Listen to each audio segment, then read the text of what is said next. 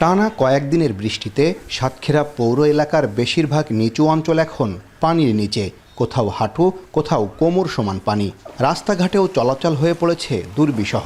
জেলা police lines, fire service, সদর উপজেলা পরিষদ সহ বিভিন্ন সরকারি অফিস চত্বরেও জমে আছে পানি।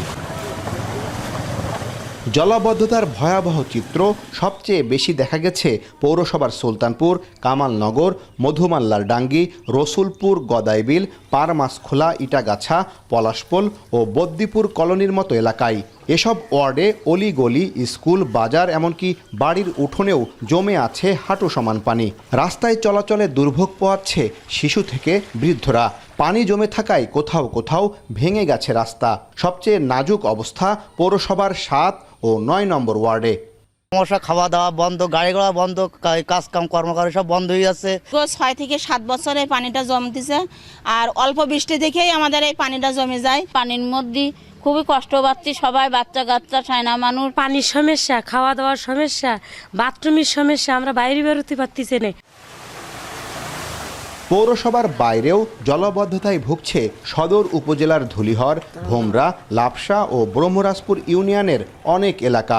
গত 15 দিন ধরে পানিবন্দী মানুষ।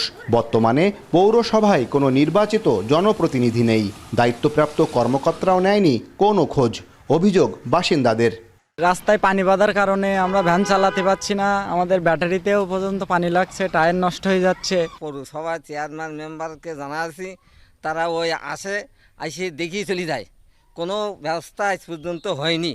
নাগরিক কমিটির নেতারা বলছেন অপরিকল্পিত নগরায়ন, দুর্বল ড্রেনেজ ব্যবস্থা, বন্ধ স্লুইস গেট এবং প্রভাবশালীদের মাছের ঘের জলাবদ্ধতার মূল কারণ। এ বিষয়ে প্রশাসনও কোনো উদ্যোগ নেয়নি। জলাবদ্ধতার জন্য বড় দায়ী হচ্ছে ড্রেনেজ ব্যবস্থা না থাকা এবং সাতক্ষীরা পশ্চিম এবং পূর্ব সাইডে অপরিকল্পিত চিংড়ি ঘেরের কারণে আজকে এই জলাবদ্ধতার শিকার হতে হচ্ছে। এদিকে জলাবদ্ধতার মূল কারণ হিসেবে দুর্বল ড্রেনেজ ব্যবস্থাকে দায়ী করলেন পৌরসভার প্রশাসক। জানান, সমস্যা সমাধানে প্রকল্প চলমান রয়েছে। তারপরও 27 কোটি টাকার একটি মাস্টার প্ল্যান স্থানীয় সরকার সচিবের কাছে পাঠানো হয়েছে।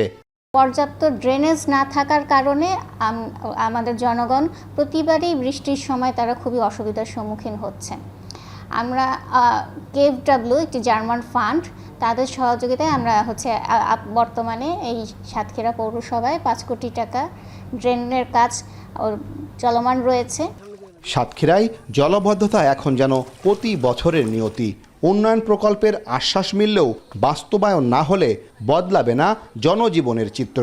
সংশ্লিষ্টরা বলছেন, পরিকল্পিত নগরায়ন, টেকসই ড্রেনেজ ব্যবস্থা ও নদী খাল খননই এই দীর্ঘস্থায়ী দুর্ভোগ থেকে মুক্তির পথ। আহসান রাজীব, এখন সাতক্ষীরা।